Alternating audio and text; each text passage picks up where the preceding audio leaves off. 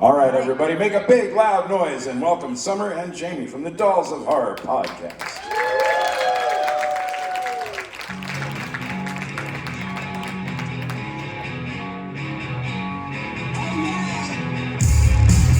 And now we need to welcome the cast from Friday the 13th, 2009.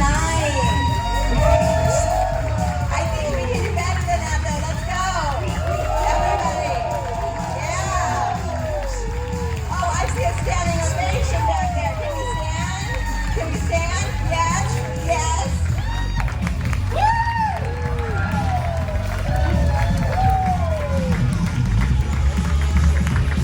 Amazing.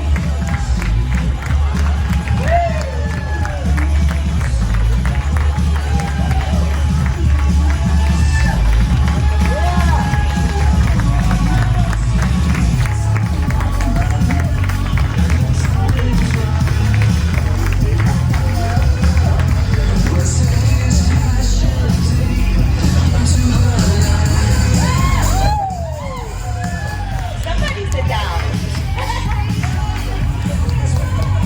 Welcome. Are we on? No. This Okay, is what are it we must on? be like to be on LSD. Testing. Oh, there you go. The internet sucks, it's just hate. Well, I was glad we could get you guys a standing ovation. That was great, right? Well done. Right, amazing. How has the con been for everybody? Amazing? Awesome. It's a great turnout. I'll be the first to say it. You guys are the best fucking fans in the world. You guys are absolutely awesome. I've told most of you who I've seen at the booth that this is my first convention, and to see the impact that this film and this franchise has had on our fans and on the horror genre as a whole, it's just super flattering. So thank you guys for making this film a hit. Standing ovation.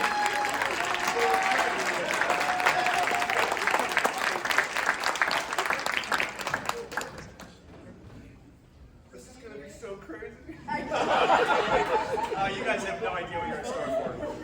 A lot of the friends have never done a con before. Like, this is amazing! And they're super fun. They go, this is gonna go off the rails, like, I'm pretty sure pretty quick. You built for this, you don't need a loudspeaker. My background is theater. How many of you are first time? Is this your first con? How many? Okay. What? First time condors. You guys popped my cherry. Oh. Painless. So I have to give a shameless story. He just said his background is theater, and we're from the same hometown, have all the same mutual theater friends. I was 10 years old watching this guy perform improv at a pizzeria in Bakersfield, California. He was literally my hometown hero. Yeah. So there's our theater story. Your cheeks aren't red at all, right?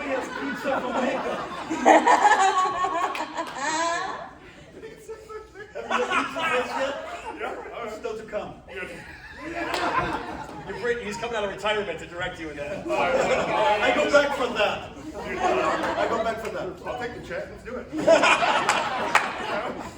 Well, to kick things off, how about we go to each of you and learn what the audition was like, how you got involved with this project. I'm just going to pass the mic down this way.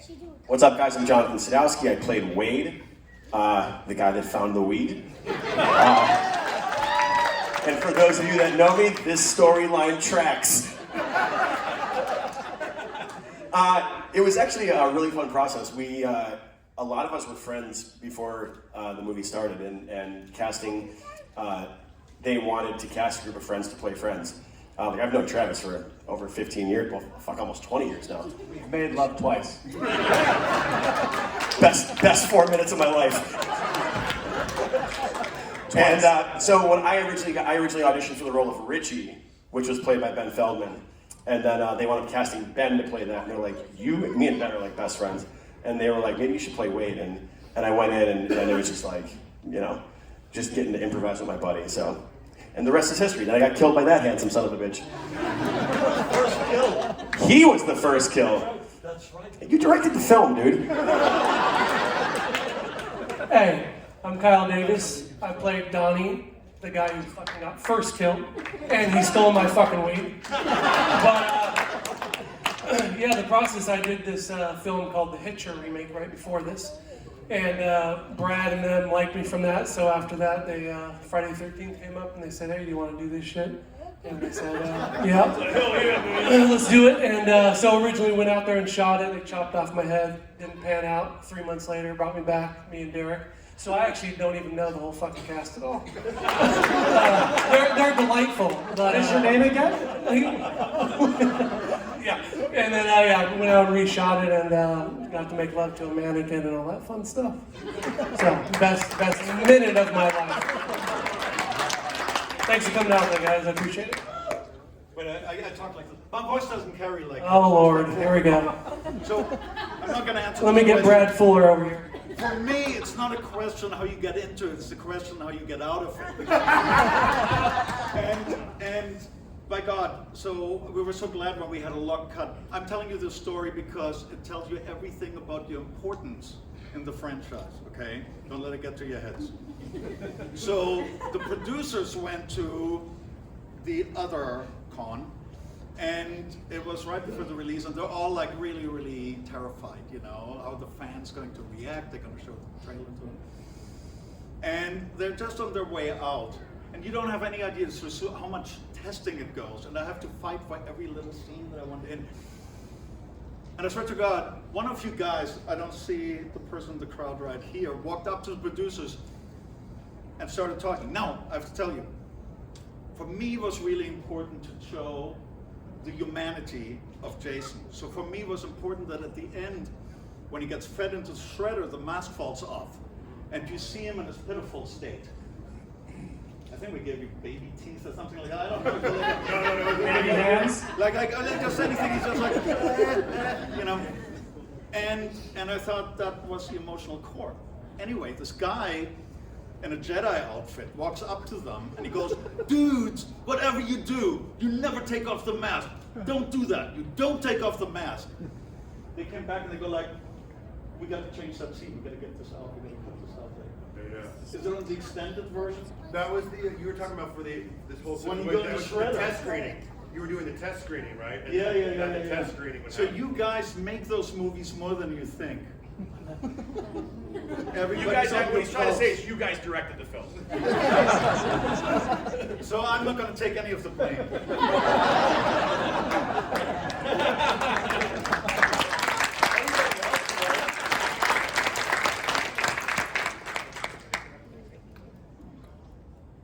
You're up. With the microphone. What was the question? What was your audition process? Name, character name. Oh, I was working on a TV show, and so I had the summer off. And my manager called me and said, "You want to do this show?" My son had wanted to go to Austin, Texas to visit his best friend. And That explains it. So I was lucky to get the offer to go down, and my manager said, "You want to go down and do this show Friday the 13th in Austin?" I said, "How long?"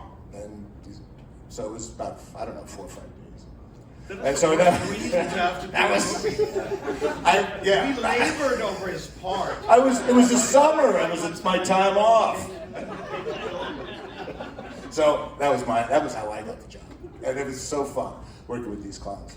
Yeah, especially having him put a hot poker in my eye.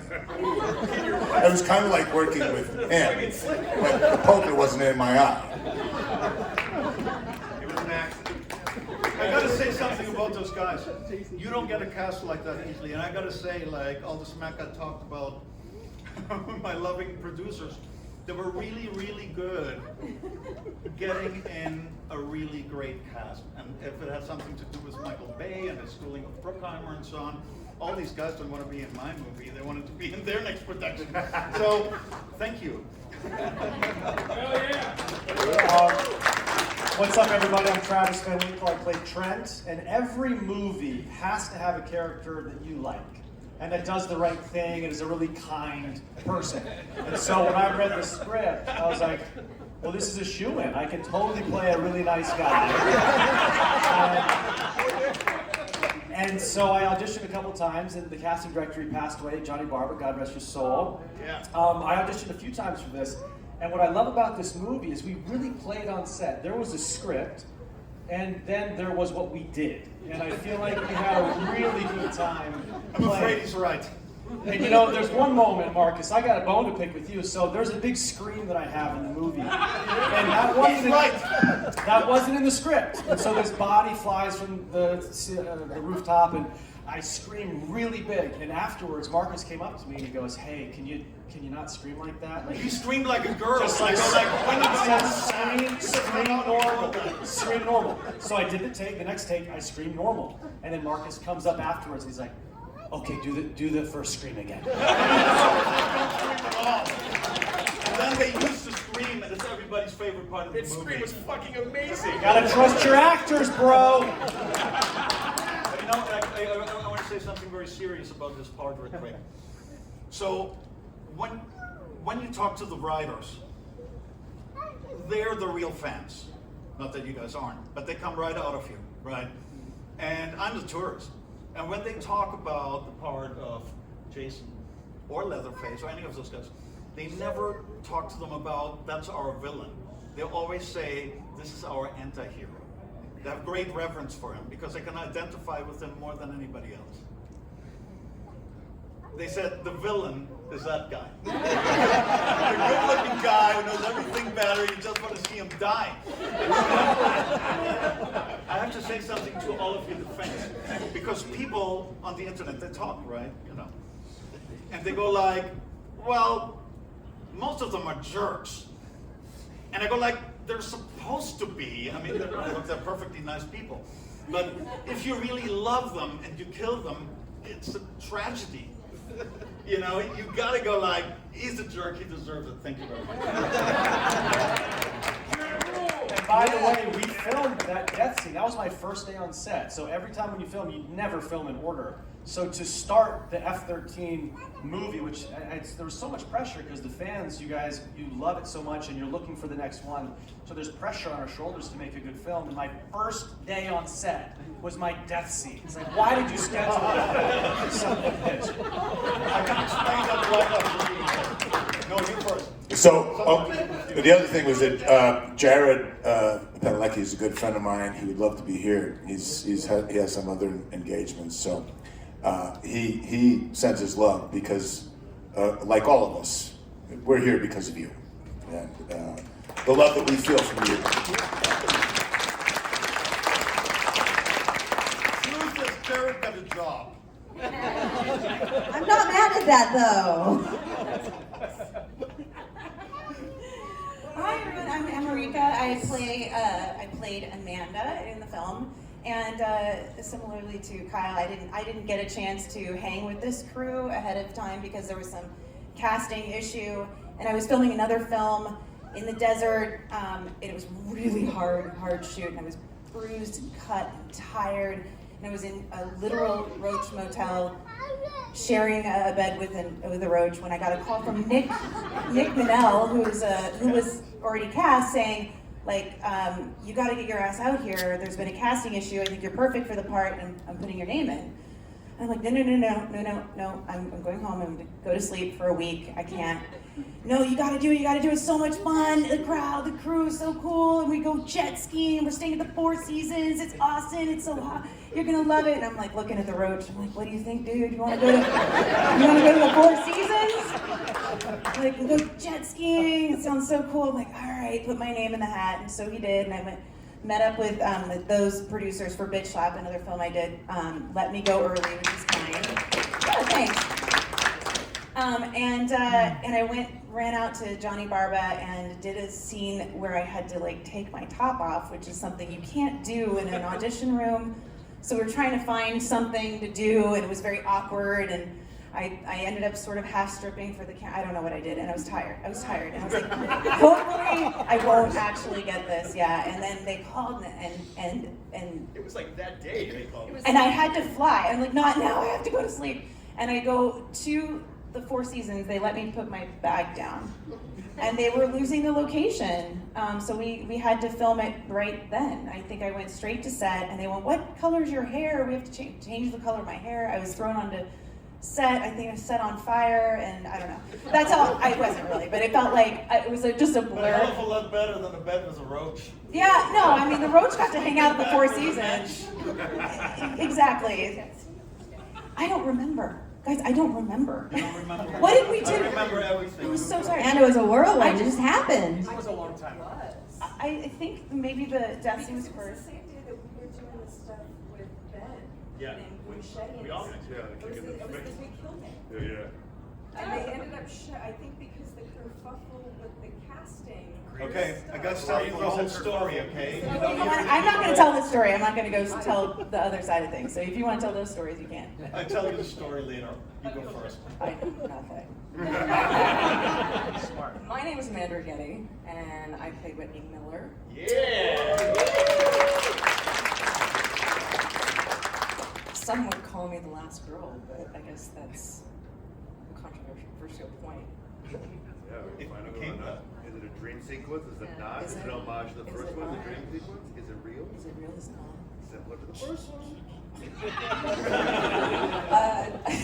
The casting process for me, I met Brad and Andrew at a casting for The Unborn, which they had done, I think it was like the year or 2 years before.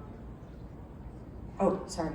The year or 2 years before Friday the 13th came out, and or they were casting it, and they had me on their radar, but didn't really know where to place me. And when Friday the 13th came around, Johnny Barber brought me in, and I read for it, and I got cast from from the first audition, and then met everybody in Austin. Yeah. Yeehaw. Four Seasons. You gotta keep it big. Some people say the Hampton Inn. This, by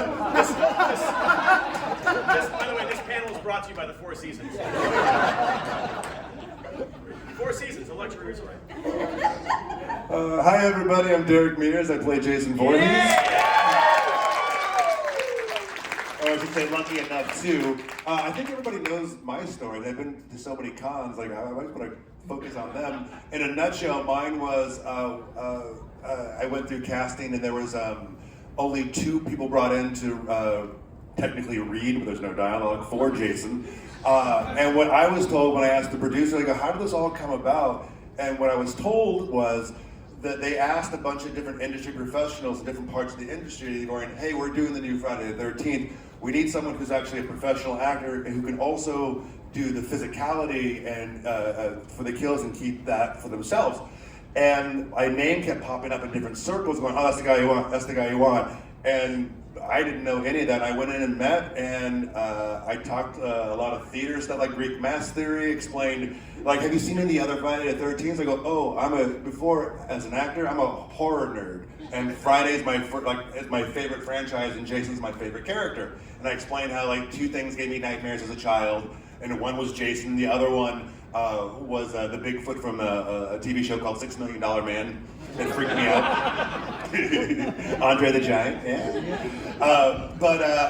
They. Also, I mean, there was no dialogue, which was great because Derek used to be a mime in San Francisco. Not true. Not true. But when I met with Lisa Fields with casting, I walked in, and in the back wall there were 2 different color pieces of tape. I'm like, "What are those?" And they go, those are, that first tape height is for Jared Padalecki. The second one is for Amanda Rigetti. So those are our 2 leads, and we're figuring out sizes. And we want someone, because Jared is like 6'4", and we want someone who's very similar in size because we want to have a formidable opponent for Jason. I'm like, "Oh, cool." And they go, "We don't know how to read you because there's no dialogue." And but we're told we want, like a professional actor. They're like, "Why do you think we need that?" And Ding Dong Derek started going deep into like Greek mass theory, and this is why I go a lot of times, like, we all approach when you approach a character that doesn't have dialogue, you approach it the same exact way as you would if you had dialogue. You're figuring out your character arc, and I go, my own philosophy, I go, I'm not a body actor. If someone's going, "Oh, I can only see out of one eye, I'm going to show you how angry I am with my body," I go, "That's not me. I'm not the right guy for this." I go, "It's inner to outer." And when I explain to them I go, the mentality is, as long as you're committing sincerely to whatever's going on in the scene, you have to trust that energy transfers through the mask and is captured on camera. So I pretend like there's a monitor on the top of my head that's turned out so everybody else can see what's going on. And if what you're feeling isn't authentic, everyone is going to know. And at the end, they're like, kind of quiet, they're like, you might be overqualified for this. And I'm like, no, I'm a giant nerd, are you kidding me? And then that night, I got a phone call. I remember distinctly it being on the top of my stairs in my house, and I'm having this conversation from casting, and literally, I'm trying to be so professional. I'm inside like a 13-year-old cheerleader girl going, oh my God.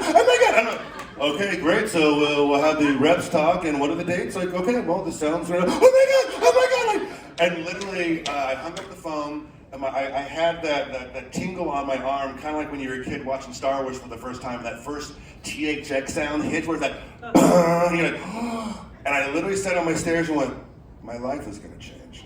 This is crazy. And I was so fortunate to work with everyone here, and it's one of those special shows where we all generally got along and like each other and just had stayed friends and in contact ever since the film. So I'm so happy that everyone's here to enjoy this experience. So thank you all for being so kind.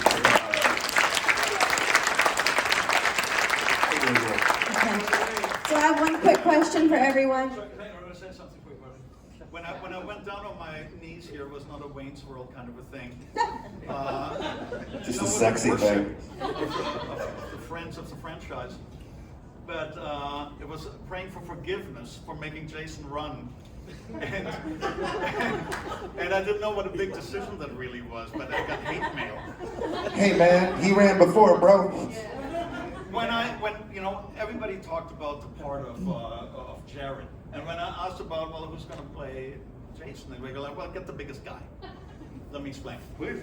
So now Jared, I went like, I'll tell you the whole sob story. I had a hard time with one part in the movie. I really believe in the final girl.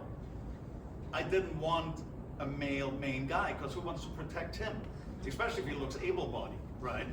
It has nothing to do with it. I love Jared, right? I didn't want him in the movie. Like, kill him early, make him the final girl. Then I go like, well, go for a boyish guy. I had no idea the guy's taller than me. And the scene when you're grabbing him through the glass. Yeah. I had to stand on an apple box. Wait, how did that happen? You want an apple box? So I kept teasing Jared. Costumes, by the way, because we're so similar in height. At one point, they gave him his boots. They were like 3 inches added on. He's already 6'4". On top of it. And like we'd square out, and I'm like, I swear to God, I will drop you if you do not kneel. And he's like, ah! Jared would murder me in a second. We would laugh and make jokes. It's freaking crazy. The first day that I had you in costume, I did Vikings and everything. Any one of you, try out one of these Viking uniforms. Even if you have the size, you got to be able to wear it. It makes it, you really want to try it out. So I didn't know, will he be able to wear it? Anybody who wears that costume looks like a FedEx guy. That's what you see. So you turn off the lights, the lights are still. But I remember the first day we shot, that was right before you get it. And he wore the outfit, we talked a little bit about the scene, and I remember, you should do it. He's like wearing the machete. Let's just reenact the whole fucking movie. Looks like that. And I'm saying, you're doing Frank Frazetta. And he says exactly. And that's because he's a fanboy. Everything you guys know, he knows. True. Yeah, I always feel I'm a fan representing the You fans. sculpted it. It's teamwork, man. We all work together. Like that's what I love about TV and film in general, which is so magical about it. A lot of time, the actors get a lot of the praise and the oh my God, they're everything. They're the reason that this is happening. Oh no. It's a group of artists who are artists in different mediums coming together with their top of the industry, and they're making a product where ultimately you don't know what's going to happen. And so when all those different kind of colors on a map blend together, that's your final picture. And so the other analogy I like to use is like each different apartment. It's like you're trying to make a rainbow, and each different apartment is a different color. I'm just blue, man. We all work together as a team, so I'm not as valuable as the guy who can light us, the guy who can do our sound, the guy who's directing. We're all a team, and that's what I like, the mentality. And it felt like that in the show because we would improvise and play on things because it wasn't about our own personal egos. It was like, what's best for the film? I feel that Sadowski is going to throw me under the bus for something because of the laughter. You know what story I'm telling, dude. Oh God, tell You know what story I'm gonna tell. Do it. Go for it. All right, so here's how it went down. So what had happened was, so we are all staying in Austin at the Four Seasons, a luxury resort. We're staying at the Four Seasons, and we take a bus. We take like our shuttles, like an hour into Bastrop, outside Austin. And then we're at this like forest preserve, and then we take these other little vans like 20 minutes into the deep woods, like on no roads. We get dropped off, and there's like this clearing that's like a little bit shorter than a football field. And you go like between these two trees, there's this little road. You walk all the way to this clearing by the lake, and that's where we shot like the camp scenes and all that stuff. Well, it's like 3 a.m. It is pitch black, and I have to go to the bathroom. So, we're all sitting by Video Village. Video Village, by the way, it's like where all the monitors are, so you can see what's being shot on the screens. Now, the bathrooms are at the end of that walkway. So, I have to walk basically 100 yards in the pitch black in the middle of the woods to take a piss. So I go, I gotta go to the bathroom, anybody gotta go? And they're all like, nope. I was like, fuck. So now I have to walk by myself. And then, So my end of it is, we're sitting there, he cruises off, and Andrew Form, one of our producers, he's like, yeah, someone needs to scare that dude. and I was like, I'm like, yeah, okay, I'm in. And I stand up. And he's like, no, you're in full Jason gear. I go, yeah, showtime. so I'm walking, and I'm like every little sound, I'm like, like fucking Stand By Me with the gun, So I'm walking. I go to the porta potty, and I'm walking back, and it was so brilliant, man, because it was like just far enough where I thought nothing was gonna happen. So I was like walking down, and I'm like just like midway through this road, and again, pitch black, and I go, nothing's gonna happen. And then Jason fucking Voorhees comes out of the woods at me. And I thought if I jumped at him, then if I made some like normal sound, it would be kind of, it needed to be something weird. So I remember jumping out and doing like a weird like off-tone hiss where I'm like, Jonathan, I'm gonna do a little act out here. Jonathan literally does this. I went, oh, I didn't scare him. I'm like, oh, okay, that's cool. And he's like, no, bro. He goes, it's fight or flight. I don't know if I'm gonna punch you in the fucking face or run away right now. I'm right between the two. I said, I go, my fight or flight kicked in, and I decided to dance.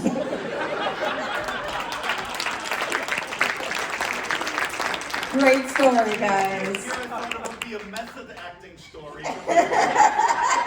Taking a piss. You guys were all staying at the Four Seasons. I went down with my son to see his best friend, and his dad and I moved them while I gave the mother my room at the Four Seasons. Aww. So that was my experience for Friday the 13th. I slept on the floor moving heavy furniture for 3 days. Oh, you're a good dude. All I heard is blah, blah, blah. You guys are all dicks except for me. That's so cool. Oh, you didn't stay at the Four Seasons? That's so nice. Okay, guys, audience questions. Raise them high. Yes. Wait, I'm gonna run out and get, watch this. I'm gonna do the gopher. It's like on Oprah. I was just gonna say that. Questions for Amanda. Did you keep the amulet? I was not allowed to keep anything. No, I didn't get anything from the movie. Do better next time. Jokes, I'm joking. I love it. It's a joke. No one laughed. I'm gonna get killed. Any other questions? Oh, come on. Where am I? Nowhere. Okay, Chicago Shaggy. Done. This question is actually for Derek right here, so don't run. Woo! Oh. Derek, come back up here. I don't know what's happening. Is there any kill that wasn't yours that was your favorite throughout the whole franchise? Oh, absolutely. The Kane Hodder sleeping bag kill, when it's slamming against the tree, was so wonderful. We tried to do it. Damien, Mark Smith. Part 7 or Jason X? Part 7. Okay. Whatchamacallit? No, not you.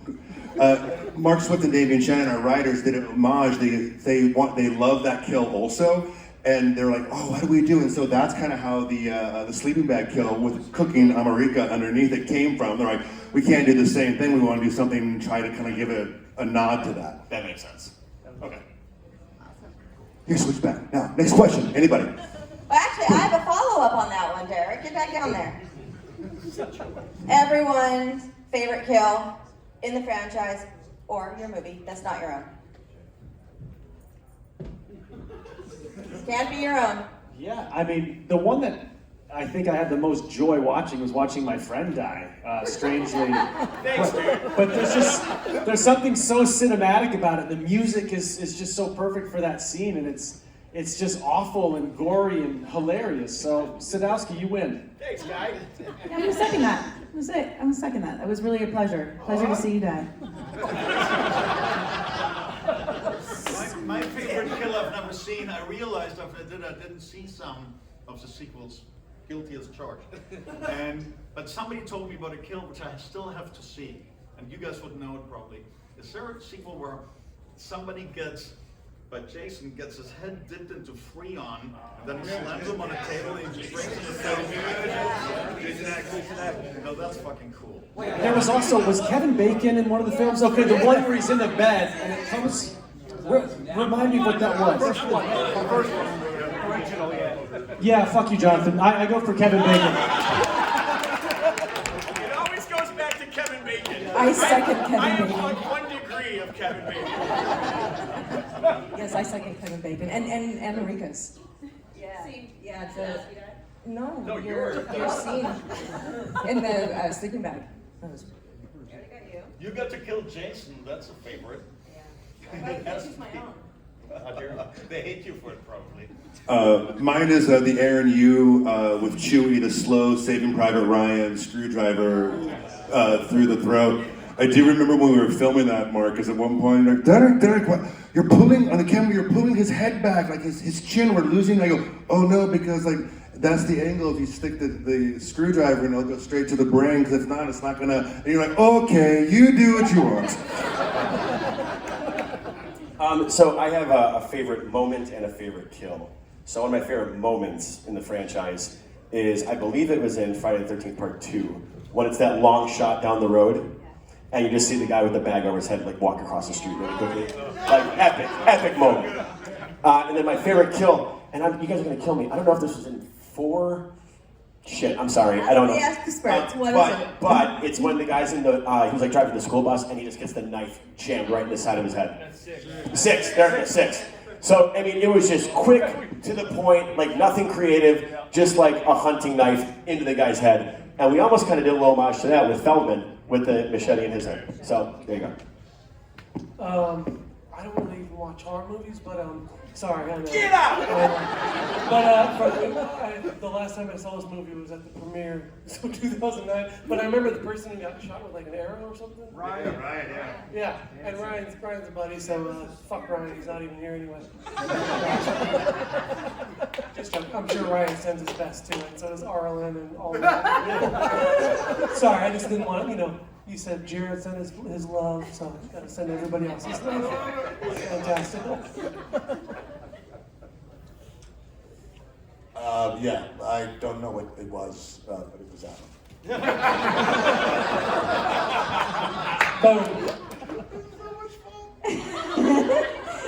Any more audience questions? Yes. Did anybody have a painful moment while you were trying to film your death? Yeah. A real life. While you were trying to my dad? Well, can I tell? So when we originally first did the thing, came up there, shot it, and then they scrapped it, so I had to come back. And during that time, I have like a fucked up spinal cord, so I had to have spinal surgery. So I had my C3, 4, and 5 fused together. And I remember Brad called me up and was like, "Hey, dude, we need you to come back out and film this." I was like, "I just had surgery. I'm not even supposed to like barely move." And so we went up there, and Derek had to be so like careful with me because like one wrong move and I literally could have just been paralyzed. So I remember after like 4 or 5 times, because he kept grabbing me and there was a pad there, but still the next day I had like just red marks all over me. And then the last one, I was like almost in tears, and I ran to Brad. He's like, "We got it." I was like, "Thank God," because I fucking couldn't do this anymore, man. So yeah, that was very painful. Anyway. I have a real quick story, and then I'm gonna give it to Rigetti because she got her ass kicked during this movie. But so my death scene, I'm finding the weed, and I see his shoes, and I look up, and I have to backpedal, and I smack into this tree, and I slide down the tree, and I get my fucking head chopped. But it was the first take. I hit this tree, and I slide down. I didn't have any back protection on. And I was like, after this, I was like, ow, my entire back got all ripped up. And it was just so funny because Derek is like, he's Jason Voorhees, but he's also like the sweetest guy in the world. So he's in like his full Jason gear. And I hit the tree and I go down and they go cut and I'm like, ow, my back. And he literally squats down next to me and he listens to that saying, "Oh my God, are you okay?" he's like, "Oh my God, are you okay?" He's like, we need to get Sadowski a back pad. And sure enough, they came and gave me a back pad, so. That's my fucking Derek Rocks. He's just awesome and he loves everybody and is always concerned about their safety. And that's a true story. Only we know his real speaking voice. Look, my whole thing is you be nice to everybody. Like at a con, and there's one person you're not nice to, you be a complete cunt to, and that way you go, "Oh, I met Derek, and he's a cunt, or he's terrible." Then everyone thinks that guy's crazy. So that's my motivation. Spaghetti. What's the question? If you ever got hurt doing what? Therapy after Friday the 13th. I got pretty beat up on that movie. I did a lot of my own stunts, as most of us did. I'm just really grateful that Derek was there. I really am. I mean, thank God, because you come from a stunt background, and with him having to toss us around and all that stuff, he really was vital to getting some of the stunt work completed and making it look real and not contrived. But yeah, I went through physical therapy for probably about 8 months after the shoot. Yeah, my knees got wrecked and my shoulders from falling and running and all that good stuff. Thanks, Marcus! I have a good hurt moment. The review in the New York Times.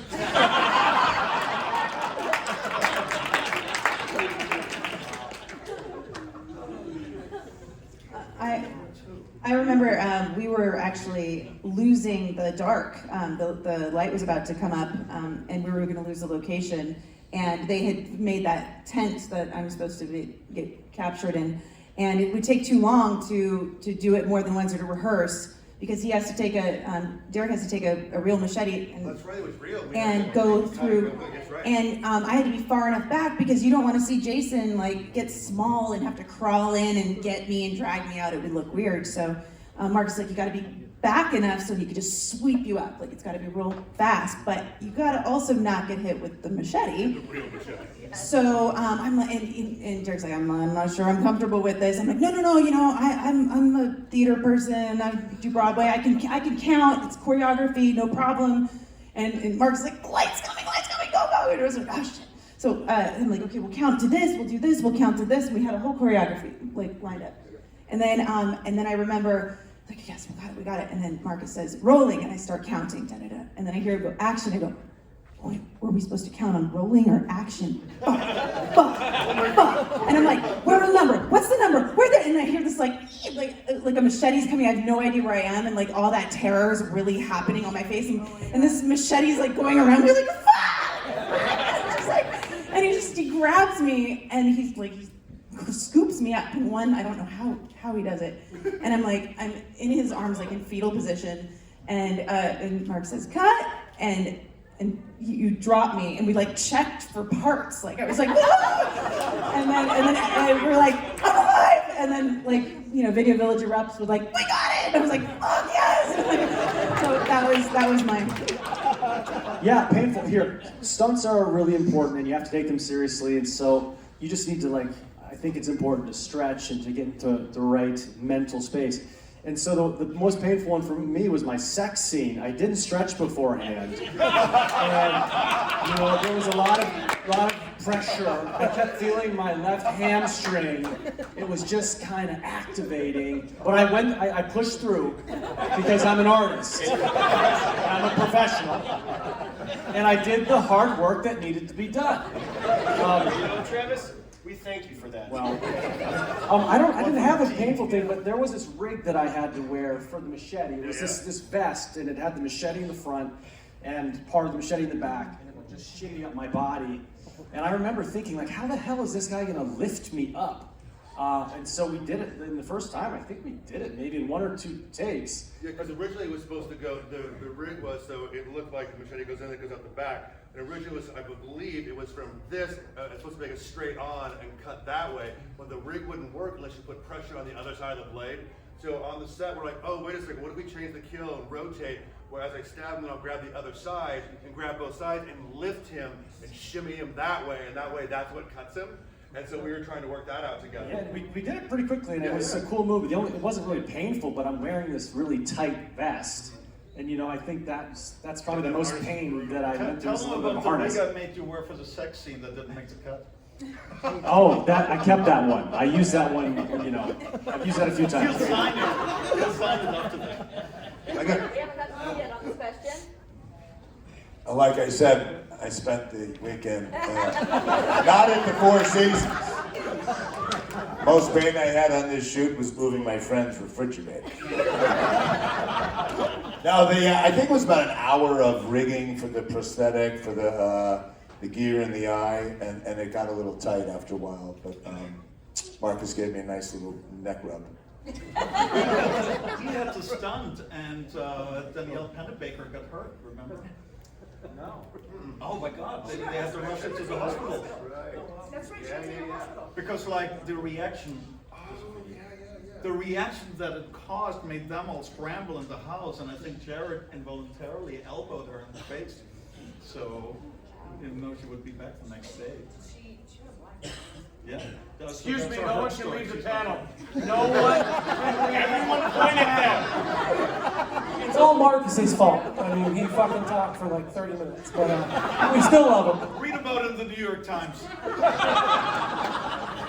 That was great. Well, all right, guys, with that, we have to leave ya, but please give it up for these guys. And if we didn't get to you, go to the table, okay? And again, guys, thank you so much for coming out and doing this with us. Yeah, let's do that. If you guys wouldn't mind real quick, we can all kind of crowd in for, we'll post it on social, so you're like, hey, that's me in the crowd.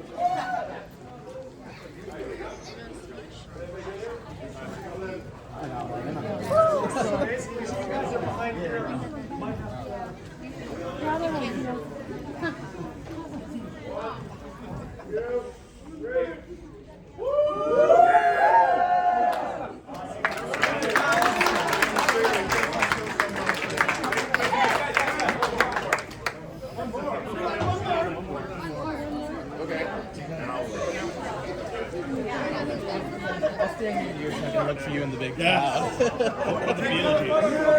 For Beetlejuice. Yeah, they're for Beetlejuice. Yeah, that's fine.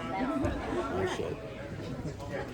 You can't see the camera, stand outside. 1, 2, 3. 1, 2, 3. And 1, 2, 3. Thank you. Okay, man. Stephen, you want to take a picture with me? Sorry. I'm like, only if I take a picture with you. What?